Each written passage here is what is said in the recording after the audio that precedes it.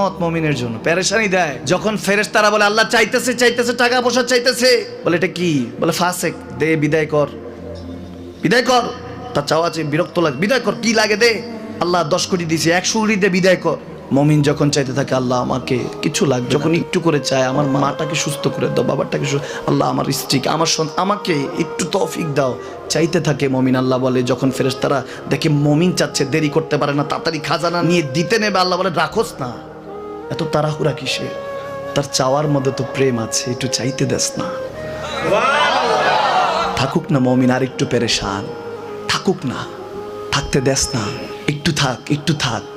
পেরেশানিতে রেখে আল্লাহ মজা নেয়, মহব্বত নেয়, মুমিনের অন্তর থেকে খুশবু নেয়, আল্লাহর বড় মায়া। মুমিন যখন চায় আল্লাহ তখন মায়ার নজর নিয়ে তাকায়, হায় হায় আমার বান্দা, সুবহানাল্লাহ।